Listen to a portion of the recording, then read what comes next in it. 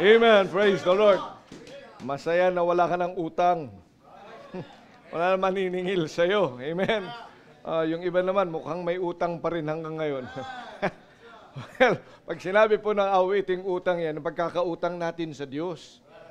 Yun ang dapat problemahin ng maraming tao. Ang pinoproblema natin kung minsan ay mga bagay dito lamang sa sanlibutan. But there is a problem that you should always take into consideration, and that's the problem of you and God. Dahil wala pong makakatakas sa atin. Pero maraming salamat kung ikay nakakilala na sa Panginoong Jesucristo, tinanggap mo siya na iyong tagapagligtas, there would be no more problem. Kaya ang isang Kristiyano, lagi siyang masaya. Do you know why? Dahil yung utang natin, pagkakautang natin sa Diyos ay binayaran na ng ating Panginoon. And that payment is forever and ever and ever.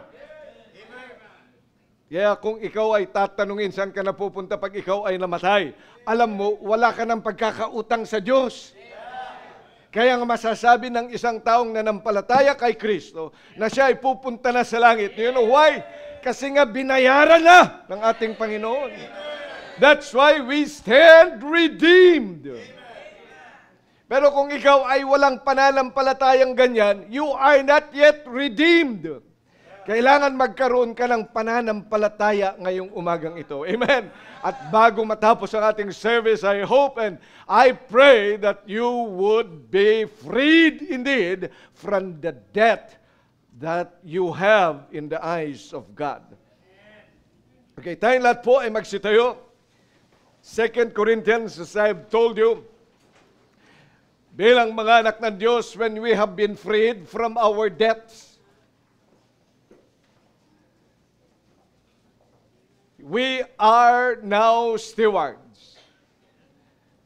Kaya pinag-uusapan natin ngayong buwang ito ang stewardship. Ibig sabihin, ikaw at ako, dahil binigyan tayo ng Diyos ng buhay, pagkakataon makarinig ng Kanyang salita, pagkakataon na tayo ay tumanggap sa Kanya bilang tagapagligtas, now that you think and now you know that you are saved, then you are now a manager of the Lord.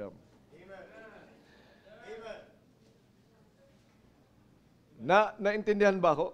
Oh, manager ka na. Ayun ang sabi ng Panginoon eh. Marahil hindi ka naniniwala, pero paniwala ako doon. Bilang anak ng Diyos, kasi ikaw ay pinagkatiwalaan ng maraming bagay. And if you're unbeliever, hindi ka pinagkatiwalaan, sa tingin mo ang buhay mo, that's you really are unbeliever. You are a child of the devil. You are a child of the world. But if you are saved, are you saved? Amen. Yung ligtas, magsabi ng malakas na amen. Amen. Baka naman nakikisigaw ka lang. Maraming mga nakikisigaw lang. Oh. But if you are saved indeed, then say aloud amen. Oh, tingnan mo, humina na. Kasi maraming mga kunyari, mga hunyango. Oh. But I'm telling you the truth, and I'm serious. Hindi dahil nandito ka, hindi dahil ikay sumasamba dito, nakiki-amen. Pero kung hindi totoo yung pagtanggap mo kay Kristo bilang tagapagligtas, nagkukunyari ka, at ikaw ay kagaya ni Judas. At isang araw, na ikaw ay bawihan ng buhay ng Diyos, doon ka sa impyerno pupunta. Bakit ho? Nakipaglaro ka sa salita ng Diyos. Biniro mo ang Diyos, samantalang nandyan ang kanyang salita. And I'm really very, very serious about it. Kaya nga, ikaw din ay dapat maging seryoso sa bagay na yan. When I ask, are you saved? I really mean it. And when you answer, maganda po that you should also mean it. Dahil ang mga nakikipaglokohan sa Diyos, kahit kailan hindi ka mananalo sa Diyos. Isang araw, mamamatay ka rin naman. Isang araw, iiwanan mo yung katawang yan. Iiwanan mo yung kayabangan mo. At isang araw ay haharap ka rin sa Diyos. At kapag yung salita, ang gospel na yung naririnig ngayon ay pinagsasawalang bahala mo, na akala mo yan ay isang kwento lang, nakagaya ng kwentong napapakinggan mo, nababasa mo, napapanood mo sa mga telenovela, at mga bagay na yan, then you will end up in hell. At matatandaan mo na nakinig ka sa akin ngayong araw na ito, that I've been warning you because compassion is warning people. Hindi sa gusto maging prophet of doom, but it is a warning for you. Dahil ang nakaamba na kapahamakan ay nandyan lagi sa mga tao. Because of sin. But Jesus offered Himself for you. Kaya dapat magkaroon ka ng personal na relasyon sa Kanya. Masasabi mo na isang araw, ikaw ay nagsisi ng iyong kasalanan at totoong tinanggap siya na iyong tagapagligtas. Pero kung wala kang matatandaan man lang isang araw na ginawa mo yan, dapat ngayon pa lang ay gawin mo na. Sapagkat ikaw ay makasalanan ayon sa salita ng Diyos and you're going to hell when you die. But Jesus loves you. And so He died for you and for me. Ang Kanyang hinihingi na lang sa atin ay pagtitiwala. Magtiwala tayo sa Kanyang ginawa. And if you did that, you are saved. So if you did that, mayroon kang matatandaan na talagang binigay mo na, nagtiwala ka sa Diyos, tinanggap mo siya na tagapagligtas, ang ating Panginoong Kristo. Say aloud, Amen. Yeah. At kung yan ay totoo, at ang sabi ng Diyos, now that you are saved, you are a steward of God. Pinagkatiwalaan ka ng maraming mga bagay, kaya seryosohin mo din na maging ikaw ay maiging steward. And so, this morning, I'd like us to look at 2 Corinthians chapter 8, verse 7. Ang isa pang dapat na laging isaisip ng isang ligtas as steward is to really abound in grace. Sa biyaya.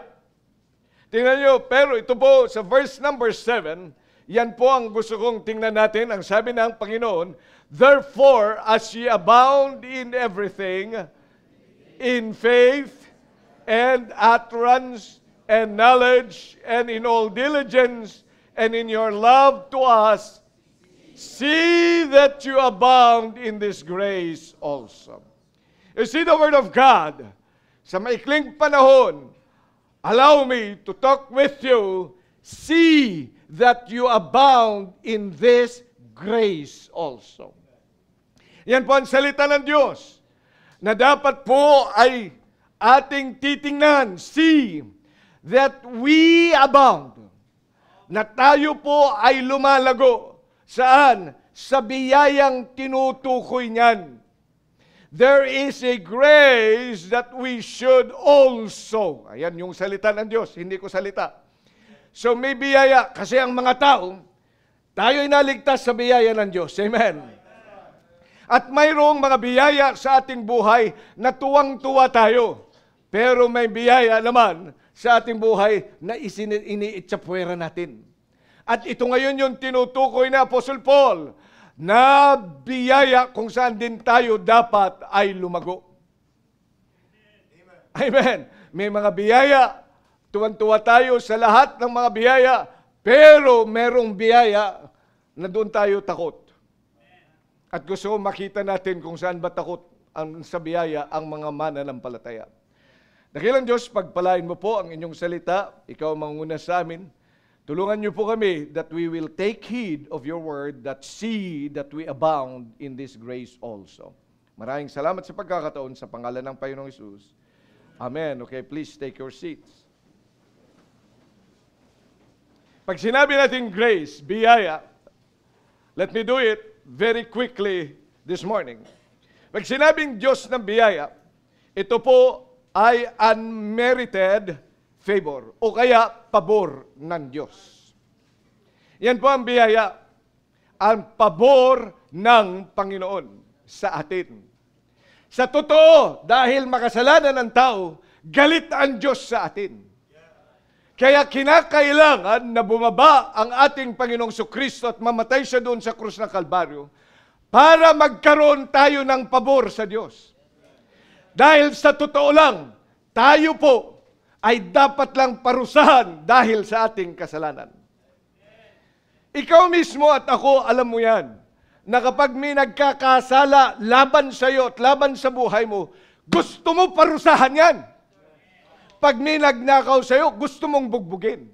Bakit ho? Sapagkat yan lamang ang merit, yan lamang ang deserve ng isang taong gumawa ng masama sa iyo.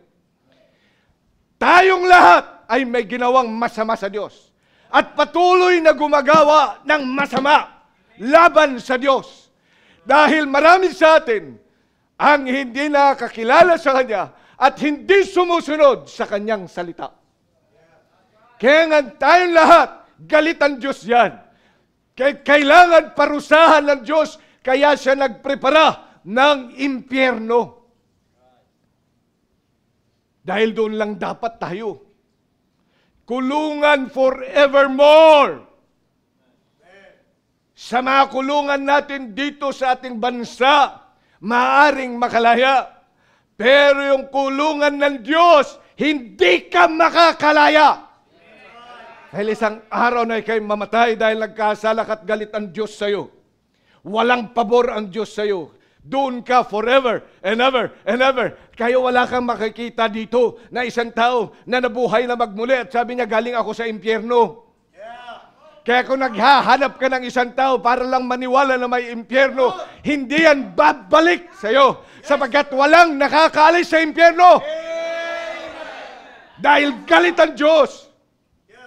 Marahil sa galit ko, sa galit ng mga magulang mo, hindi ka natatakot. Pero ang gusto kong maintindihan mo ngayon, matakot ka sa galit ng Diyos. At lahat tayo ay ganyan. Kahit mabait ka pa, kahit religyoso ka pa, kahit mayaman ka pa, kahit nakapag-aral ka pa, kahit maganda ang bihis mo, kahit maganda ang bahay mo, galit sa iyo ang Diyos. Isang araw, dadalhin ka sa impyerno. Pero maraming salamat, yun na nga po yung biyaya. Kaya dumating ang Panginoong Kristo para yung pabor ng Diyos, yung galit ng Diyos ay mawala kung ikaw lamang ay magtitiwala sa Kanya. Kaya natatandaan ko yung oras na yon. Nung malaman ko na ako'y makasalanan, na kahit religyoso na nagpapakabait, pero alam ko ang dami kong kasalanan sa Diyos, ay nakita ko paano na ito pag ako'y namatay. Pero maraming salamat na may nagbahagi sa akin na may Kristo. At isang araw, na April 13, 1985, lumuhod ako doon sa dorm, doon sa aking kama. Doon ako'y tumanggap sa Panginoon bilang tagapagligtas. And I know that on that day, on April 13, 1985, I know I am saved. I know I got the grace of God.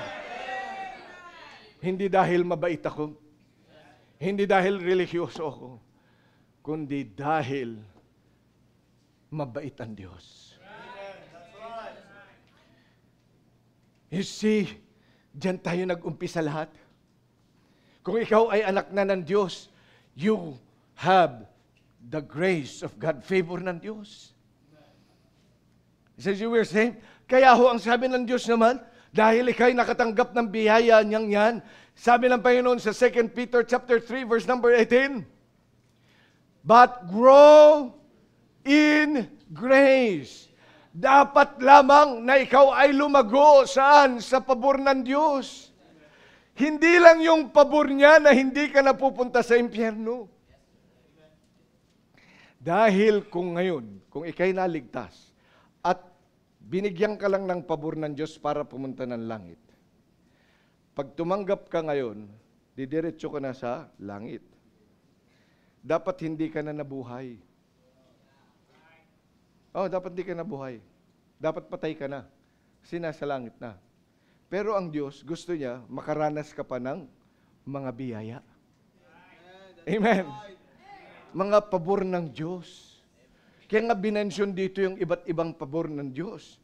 Ang sabi ng Panginoon, Doon sa verse number 7, therefore, as ye abound in everything, saan? In faith. In faith, faith.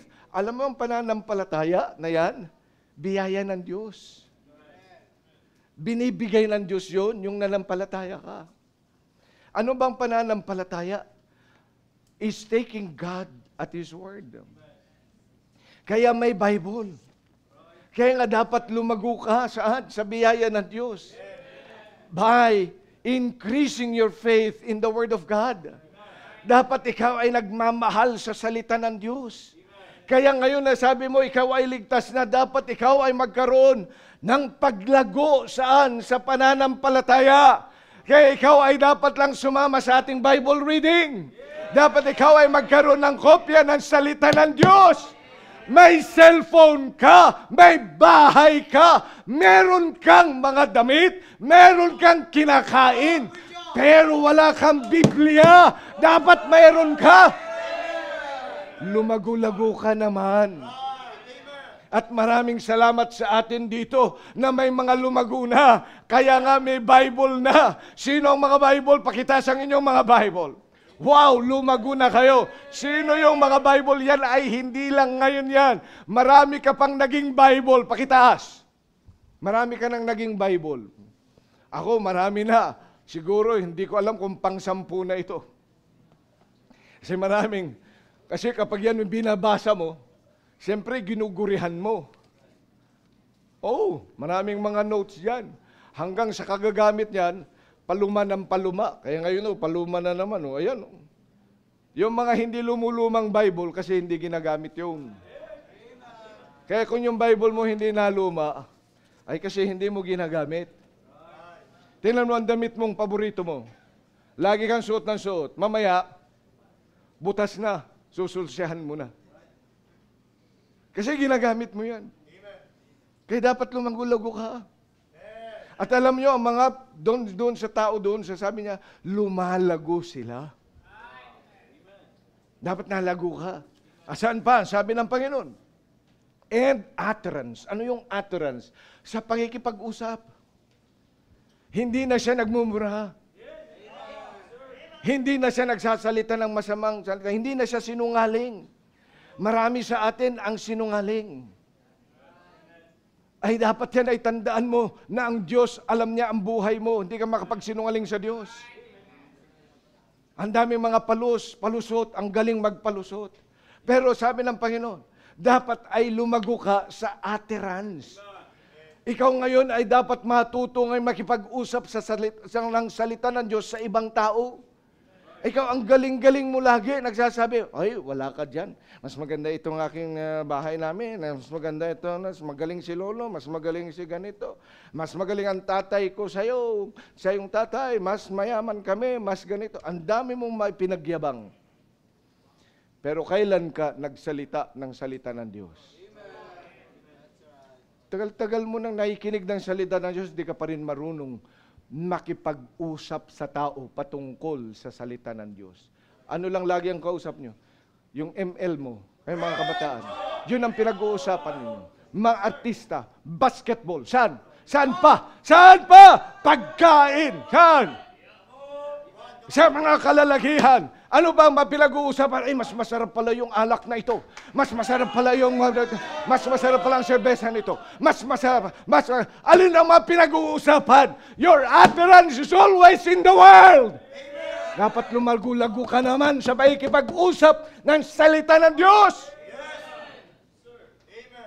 Kaya lumalago sa mga bagay na yan, pero dapat lumago ka naman sa pakikipag-usap sa mga bagay na makasangkalangitan.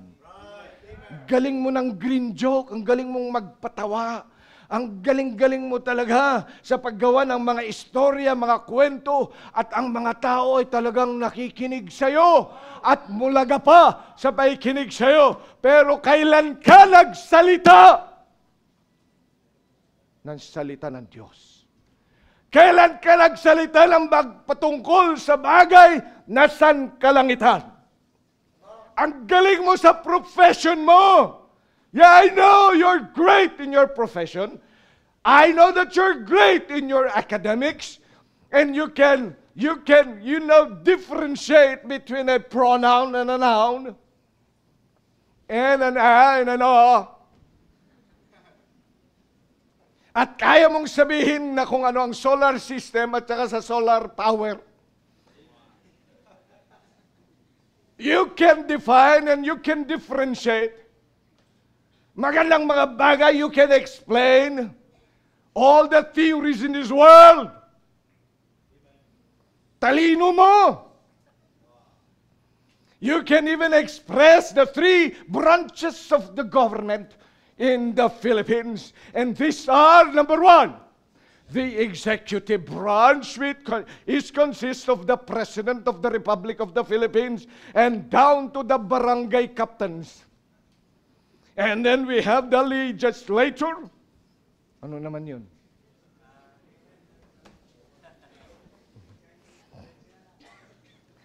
Next na lang. Judiciary na lang. We can expound, we can explain. Pag sinabi mo, alam mo, ang problema yan talaga sa computer na yan is really the program. It's really not the hardware. Magagaling. Gusto ko rin yung mga kasama ko, magagaling. Tama? Amen? Alam namang mga alam nyo na. Diba? Maganda talagang alam nila. Alam nila na ang presidente ay hindi na si Duterte, di ba? Alam natin yan. Maganda na alam natin ang mga current events. Pero tanong ko sa iyo, how glibly can you talk about the Word of God? About the grace of God? Ilang beses ka nakikipag-usap niyan? Sabi ng Panginoon, alam niyo yung mga taga-Korinto, magagaling na niyan. Magagaling na magsabing sa biyaya ng Diyos. Magagaling na sila na makipagtalastasan patungkol sa salita ng Diyos. Lumalago sila. At marami sa atin, di ba? Na ganun din ang ating gusto. Lumalago tayo sa pakipag-usap. Kaya nag-aaral ng Bible para makipag-usap. Ano pa? Saan pa dapat tayo lumago? Ang sabi ng salita ng Diyos? In knowledge. Wow! In knowledge! Kaya ngayon, alam mo na kung nasa ng Genesis, and Exodus, Leviticus, Numbers, Deuteronomy, ano pa? Matthew, Mark, Luke. Yung iba hindi nakakasunod. Hindi nyo alam yun, ano? Kanta? Hindi kanta. Mga Bible yun. Genesis, Exodus, Leviticus, and Numbers. Dapat alam mo din yun. Knowledge. Ang alam mo lang kasi, yung mapapanood sa GMA, mapapanood sa, yung mga games, mga online games. Ano yung mga online games? Top Global? Ano yun? Yun, mga alam na alam nyo. Ano mo nga ako? Turuan mo nga ako. Ano pang alam? Magsakla. Ano pang alam? Logis. Ano pang mga alam? Yung, ano ba yun? Pusoy. Pusoy. Yan yung mga alam. Ang galing mo sa pusoy. Sino mga galing dati sa pusoy? Si Ma'am Evel. Okay. Sino ang mga iwas pusoy? Marami tayong mga alam patungkol sa mga bagay sa sanlibutan. Pero dapat ikaw ay lumago. Saan? Sa knowledge of God. Amen? Kaya ikaw dapat laging nag-a-attend ng service. Bakit? Nawawala ka ng knowledge. Sino lang mga kasama mo? Di siyempre yung mga kasama mo, kung ano sinasabi nila, yun yung mga alam. Kaya dapat ikaw ay lagi na nasa bahay-sambahan ng Diyos. Para ikaw ay lumago. At itong mga taga-Korinto, gustong-gusto nila yan. Pumunta na simbahan kasi gusto nila madagdagan ang kanilang knowledge. Lumalago sila doon. Dahil itong mga taga-Korinto, these are men with great minds. Kaya marami silang mga alam. And then he said, saan pati sila lumalago? Lumalago din sila sa diligence. Wow! Nagsisikap na sila. Nababago na yung kanilang katamaran. Dati, ang kanilang ginagawa na lang ay maupo. Pero ngayon, nagsisikap na sila. At hindi ba magandang bagay yun na lumalago ka saan? Sa biyaya ng pagsisikap. Pag ikaw ay isang mananampalataya, dapat talaga natututo ka diyan. At lumalago ka, nagiging masinop ka, nagiging masikap ka. And that is a good thing. At marami, at yun ang kanilang buhos ng kanilang mga gawain.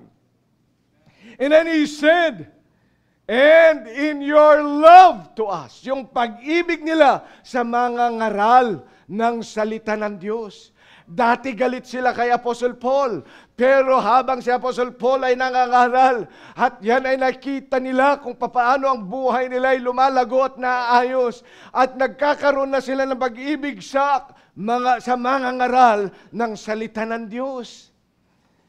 At marami nakikita na lumalago sa pag-ibig nila sa kanilang pastor. At ako'y nagpapasalamat yan. I'm not saying this because I'm the pastor of this church, but I can sense and I can feel that many do that. At yan ay mga magandang At yan po, bilang anak ng Diyos, yan ay mga biyaya. Pero sabi ni Apostle Paul, see, lumalago kayo dito. See that you abound in this grace also. Ano naman yung biyayang yan?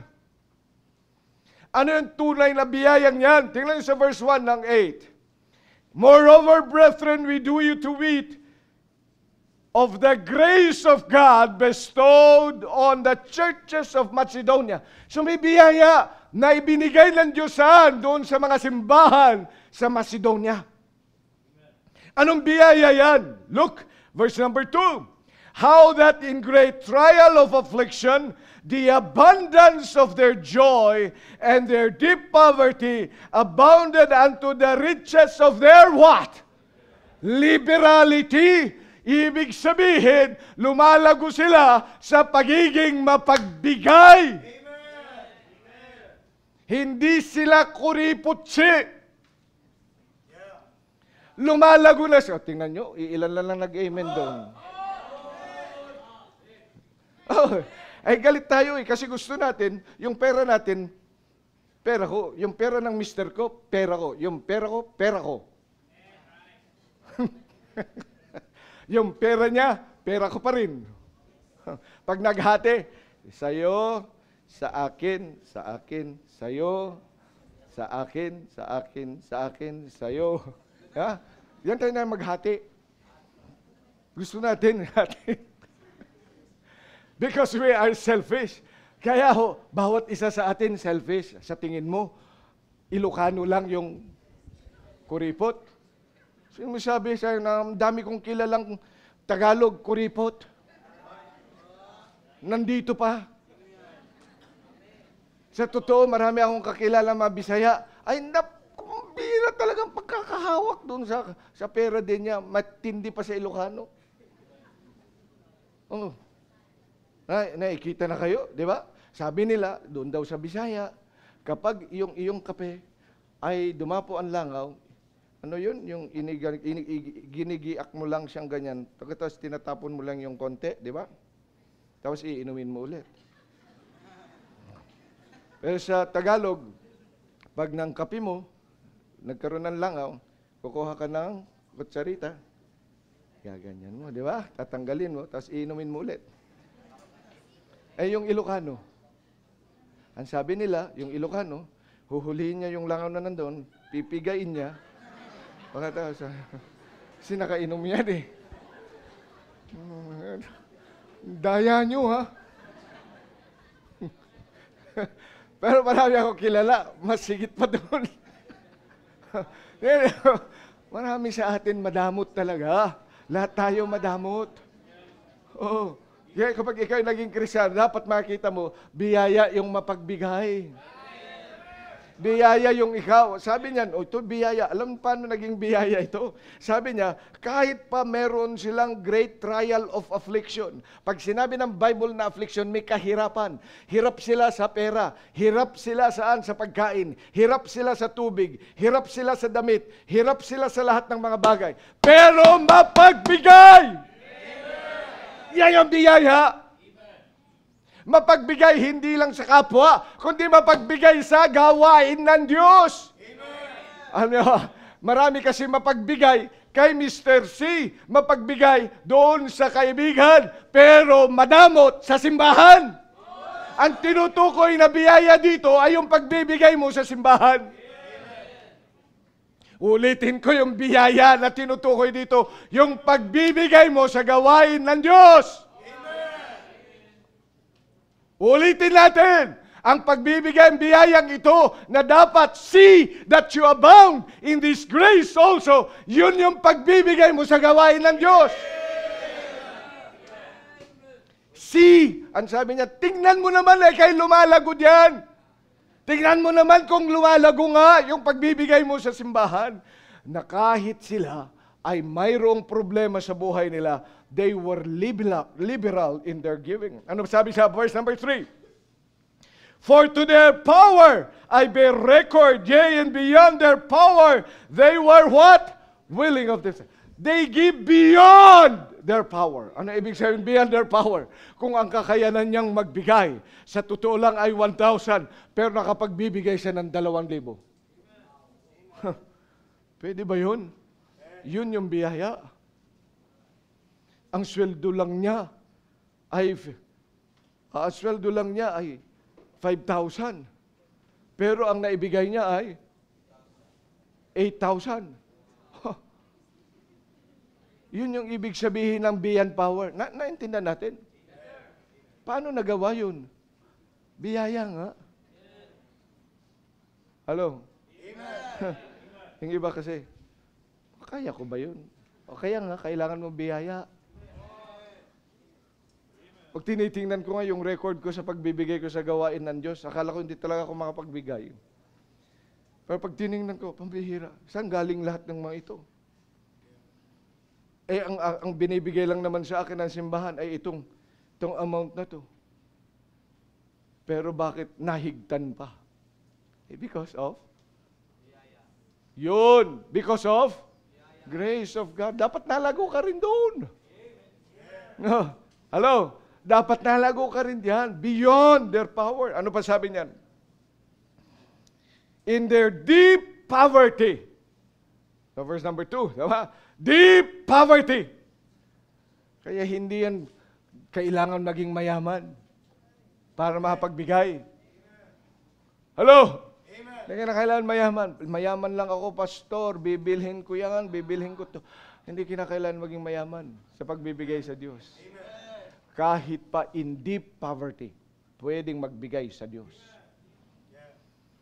Mga kapatid, tingnan nyo ang ating kinalalagyan ngayon. Yang inuupuan mo, yan nakikita mo sa lahat.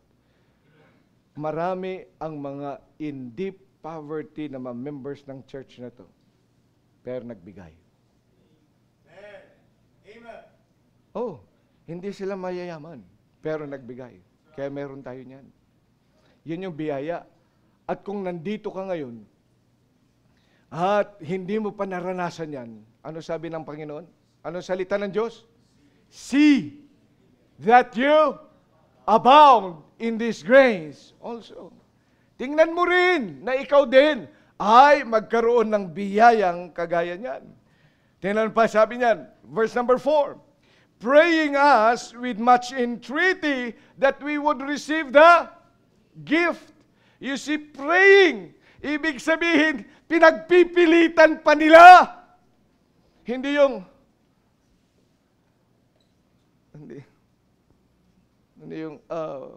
hindi kailangan mo yan eh. O sige, kung ayaw mo, edi wag.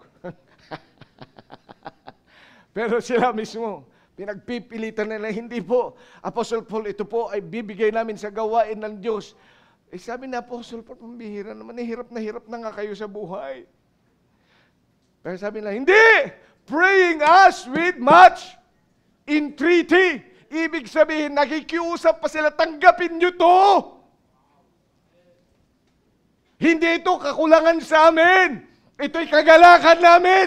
Biyaya yun ng Diyos. Kaya marami, hindi pa nakaranas niyan. Pag sinabing, ay ayaw mo, edi wag. Sino bang nawalan? Ay walang biyaya. Kaya dito sa gawain ng Diyos, kahit kuminsan tayo bilang mga mananampalataya, maybe in our deep poverty, maybe in our great afflictions, maybe beyond our power, we are still willing and praying with much entreaty that this will be received so that we can minister to the saints. At ano pa, verse number 5, paano pa naging biyaya yan? And this, we hope, not as we hope, but first what? Gave their own selves to the Lord and unto us by the will of God. Yun yung biyaya. Kasi ang una, binigay nila sarili nila sa Diyos. Hello? Yan pa yun. Kaya yung pinakapuntos doon, naibigay mo na ba talaga kasi buhay mo sa Diyos? O buhay mo ay buhay mo pa rin? This is my life. Yan bang awitin mo? This is my own life. I am the captain of my own self. Buhay ko to. Walang makikialam dito. Ay kaya ganyan ka. Hindi ka lalago sa biyaya. Tandaan mo ng buhay mo, bigay ng Diyos. Ba't hindi mo ibigay sa Panginoon? Ang sabi, see that you abound in this grace also. Mahalagang bagay. Pag binasa nyo ang chapter 8, pagkatapos chapter 9, patungkol yan sa pagbibigay. Kasi marami talaga na-offend sa pagbibigay. Oh, dami na-offend sa pagbibigay. Sa totoo, marami. Nung una, na-offend din ako niyan. Lalo nang sinabi na, antay sa 10%, yun naman eh. Pinagsikapan ko to! Ilocano eh. Oh, parang sa langaw lang. Kaya nga nung sumweldo rin ako noon, nagpalibre pa ako. Sabi sa akin, punta tayo, kain tayo. Sabi ko, may pagkain ako doon. Hindi, halika na ha. Oh, sige, ikaw talaga magbabayad ha? Oo, ako. Oh, praise the Lord. O, halika na, sakay tayo sa jeep. Sabi ko, hindi, maglalakad na ako. Sabi, ano pa naman, sumakay ka na, pambira, mahal ng pamasahe. Ako na magbabayad. Oh, hindi, very good. Paano yung pag-uwi?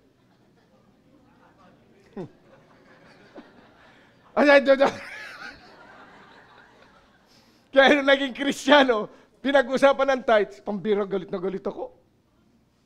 Pero alam niyo, nakita ko ang biyaya. Nung binuksan ko ang aking kamay, the Lord has been blessing.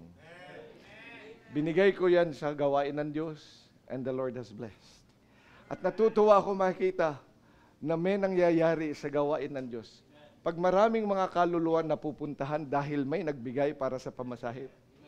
Pag maraming mga natuturuan dahil maganda yung lugar kung saan natin sila dinadala. Tingnan nyo mga basics natin. Amen? Dahil sa pagbibigay nyo, di mo yan, ano kayang ginagawa ng mga kabataang yan? Anong kanilang inaawit? Pero maraming salamat, may mga nagbigay. May nagbigay ng bigas, meron yan. Yung ginagawa natin. Isang araw, makikita din natin sa tumutugtog, kumakanta, nagtuturo ng Sunday School. At marahil yung mga yan ay gagamitin ng Diyos isang araw, mangangaral ng salita ng Panginoon. Sasabihin mo ba na nasayang yung binigay mo? Masasayang yan pag binigay mo lagi doon sa mall. Masasayang lang kung ibibigay mo yan doon sa kaibigan mo, doon sa kainuman mo. Masasayang yung pera mong yan kung ibinigay mo sa iba. Pero makikita mo na itong mga ibinigay mo, kahit man gaano kaliit yan, kahit sa tingin ng iba, kumpara sa naibigay ng iba, ay magagamit sa gawain ng Diyos, it will go a long, long run. Natatandaan nyo na tayo nagbibigay ng faith promise offering. Pero makikita mo yung mga kaluluwa na liligtas sa ibang mga lugar. Dahil yung mga missionaries ay sinuportahan natin sila. Doon sa Pililia, doon sa Teresa, diyan sa Binangonan, doon sa Antipolo, doon sa San Fernando City, kung saan pinadala natin ang mga manggagawa. At mga naliligtas, mga buhay na nababago. Mga pamilya na dapat sila ay masisira na, pero dahil nakarinig ng salita ng Diyos, dahil ikaw at ako ay nagbigay. Kaya huwag mong iisipin na yung binibigay mo ay walang kabuluhan. Merong kabuluhan. Because it is the grace of God. See that you abound. Ngayong umaga, dapat matuto kang lumago sa biyaya. At tingnan mo na dito ka lalago din. Let's all stand up, please. Dakilang Diyos, maraming salamat sa pagkakataong ito. I-bless mo po ang invitation.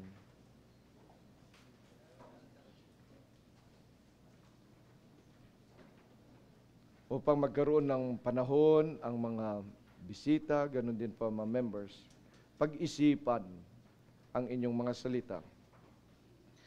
Natingnan nga po namin, Panginoon, na kami lalago din sa biyaya na ito. Na nais mo. Habang tinutugtog ang awiting panyaya, sa mga bisita may lalapit po na mga soul winners ng church. Sama lang po kayo sa kanila. I'd like you to go with them